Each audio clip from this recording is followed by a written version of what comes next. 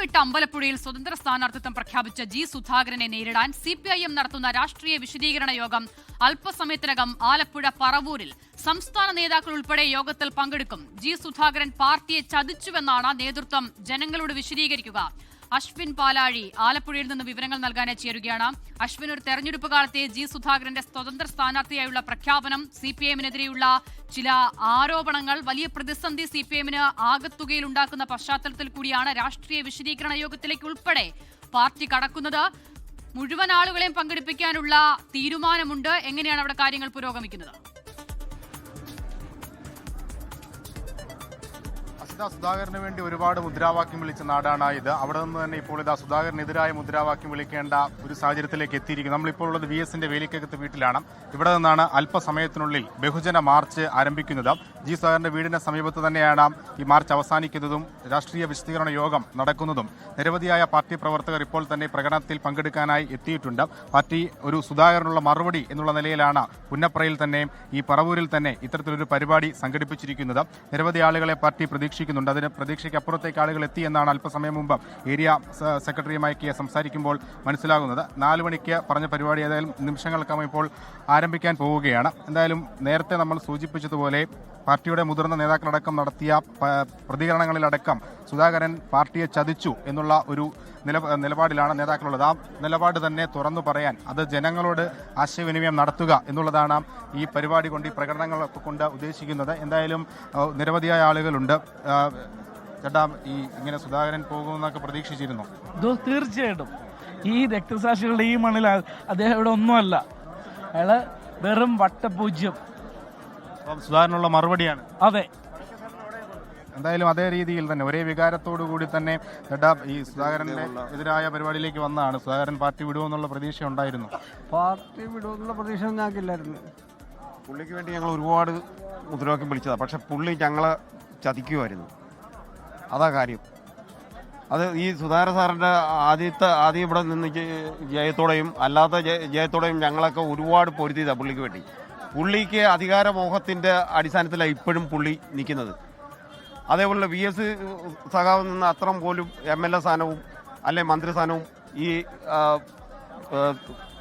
Sudhakaran sir അതിനെക്കാട്ടി കൂടുതൽ നിന്നിട്ടുണ്ട്.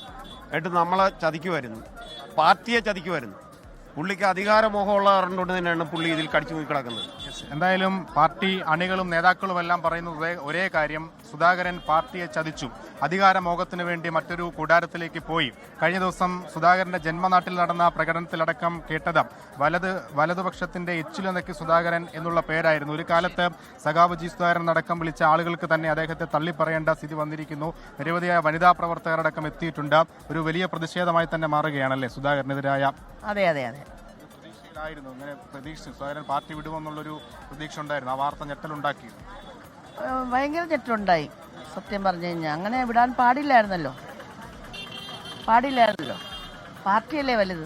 ഒരു ഇപ്പോൾ UDF-ആയുമൊക്കെ ചേർന്ന് പോകുമെന്ന്, UDF-ഉമായൊക്കെ ചേർന്ന് പോകുമെന്ന് പറയുന്നു. തെരഞ്ഞെടുപ്പിൽ ആ പിന്തുണ വാങ്ങുമെന്നൊക്കെ പറയുന്നു. അത് അതിനെ എങ്ങനെ കാണും?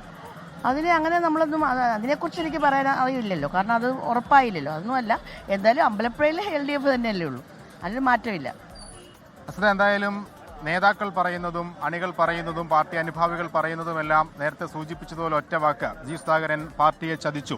അത് ഒരു ക്യാമ്പയിനായി തന്നെ മുന്നോട്ട് കൊണ്ടുപോകാൻ പാർട്ടി തീരുമാനിച്ചിരിക്കുന്നു. വരും ദിവസങ്ങളിലും കൂടുതൽ പരിപാടികൾ ജി സുധാകരനെതിരെ നടത്തുമെന്നുള്ളതാണ് പ്രധാനപ്പെട്ട കാര്യം. ഇപ്പോൾ ഏതാനും നിമിഷങ്ങൾക്കകം, അല്പസമയത്തിനകം തന്നെ ഈ പാർട്ടിയുടെ നിലപാട് അറിയിച്ചുകൊണ്ടുള്ള ആ ഒരു പ്രകടനം ഏകദേശം വിടുന്ന 1 കിലോമീറ്റർ മാത്രം ദൂരെ മാറിയാണ് ഈ പരിപാടി അവസാനിക്കേണ്ട സ്ഥലമുള്ളത്. അവിടെ എത്തിച്ചേരും. അവിടെ എത്തിയാൽ രാഷ്ട്രീയ വിശദീകരണ യോഗം നടക്കും.